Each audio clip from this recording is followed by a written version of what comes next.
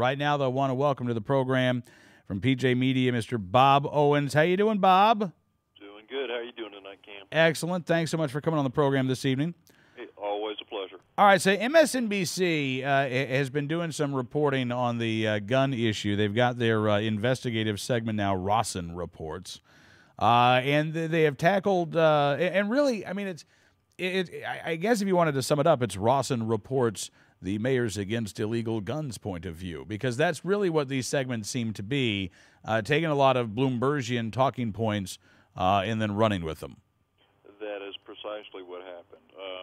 In the inaugural edition that they ran, it was just one misleading statement after another, tied to innuendo and lies, and it was just a complete mess from one end to the other. So what were some of the, I mean, is the assertion here, I'm looking at the latest piece on private gun sales, and you say they just simply made some stuff up. Oh, they did. You can start with some of the just simple facts on it. He was talking about at one point where he said he, quote, bought a tactical assault rifle modified to use bullets for an AK-47. Well, the quote-unquote tactical assault rifle wasn't an assault rifle at all. It was an old European variant of the SKS carbine. Okay. And to the best of my knowledge, that came out before the AK-47 and used the bullets that the AK does, the 7.62 by 39. Mm-hmm. They fired it first. So he was trying to create the illusion that they somehow modified this weapon to make it more lethal. So he was just fabricating things from one end to the other on that. About an intermediate power round. Right. From there, he went on to talk about a Glock 23, which he purchased, or excuse me, their straw purchasers bought, with hollow point bullets, which are made to inflict serious internal damage, even though the buyer couldn't pass a background check. Well, there's a couple of things wrong with that one sentence.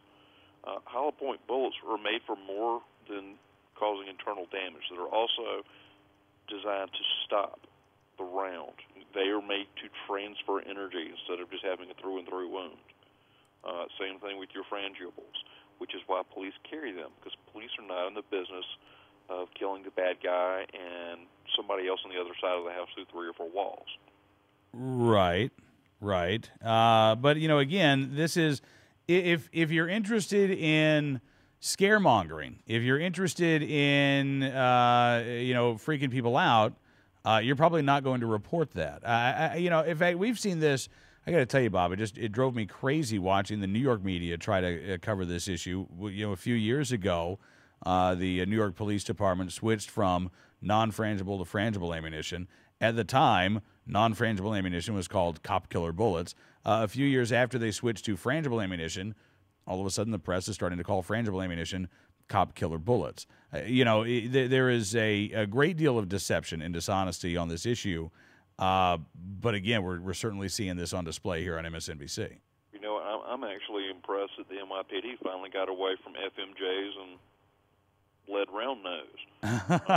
It took them, 100+ years to do that? Give or take, yes. Yeah. So you say, and this is interesting. You say it's not just a matter of what was said, but you say you need to watch the video to actually get just how bad some of this really is. You really do, because the bit about these guys telling the buyers that they couldn't pass a background check. You're talking about something that sounds absolutely horrific if you take it at face value. If you watch the videos, the guys who go in to buy the guns, or the fake husband and wife team, right, are very much at ease, very personable, do not look in any way, shape, or form like anything is amiss. They look just like you and me, just regular folks. They're obviously not hoodlums. And when they deliver the line about, oh, he couldn't pass a background check anyway, he says it while laughing as a joke after they've already made, a fairly solid rapport with the seller. So, sure, that's what he said, but that's the denotation. That's explicitly what he said. The connotation was as a joke. People say things ironically and as jokes constantly. Right. And that's all this guy was doing. So to say that, to set up these sellers in such a way, to say, oh, you're selling guns to a guy who said he couldn't pass a background check, that's very duplicitous to misrepresent the situation like that. Well, again, I agree with you, but I think this is going to be par for the course. And again, I mean, what they're doing here is basically parroting, Bob, the arguments and the line of attack from Mayors Against Illegal Guns when it comes to being able to privately transfer a firearm in the first place. They don't want to see that happen. They think that every transaction, if you are a gun owner, every time you sell from your personal collection, they believe that needs to go through a federally licensed firearms dealer, and that there is no such thing as a private transaction of a firearm. And you know what? If that is an argument they want to make, then fine. Let them make that argument based upon facts. Let them make an argument that X amount of guns bought from person-to-person sales are used in crimes. Let the people on our side of the issue come back and say, look, this is a property rights issue. I can sell a truck or a TV or a nightstand. This is personal property. So let's have an honest debate if you want to, if they want to debate this stuff.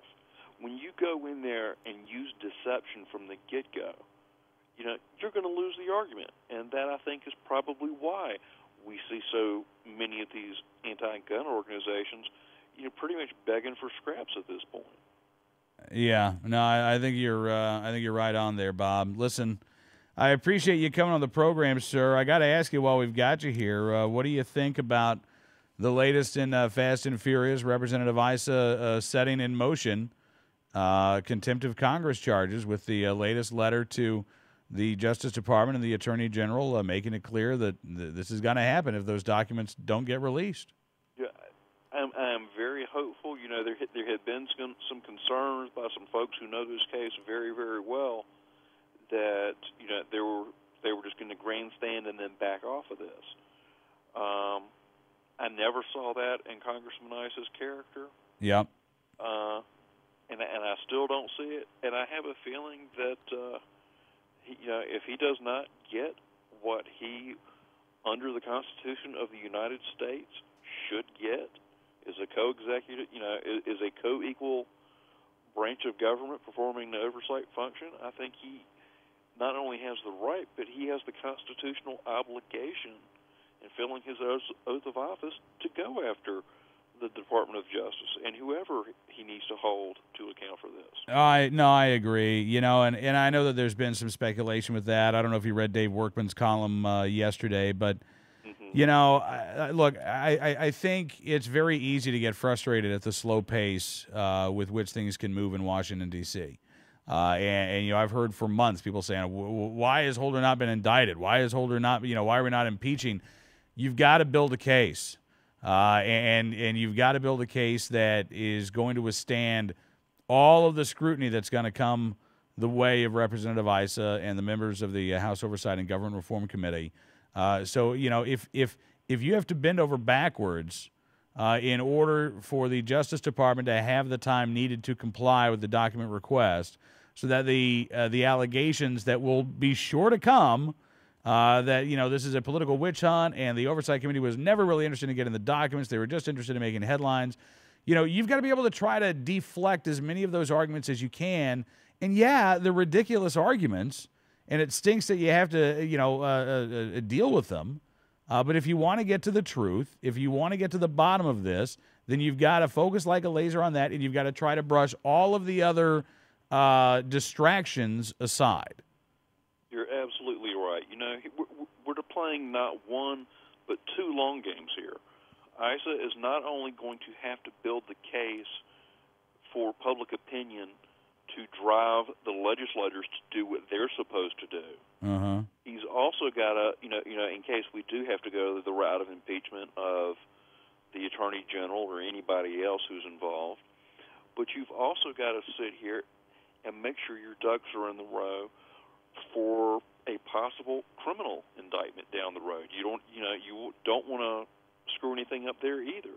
So the investigators are going to have to go through this stuff with a fine-tooth comb, and keep in mind that they've got two different things going on. There's a political scenario that has to play out, and then the very strong likelihood at this pace, probably after the election, of a criminal indictment.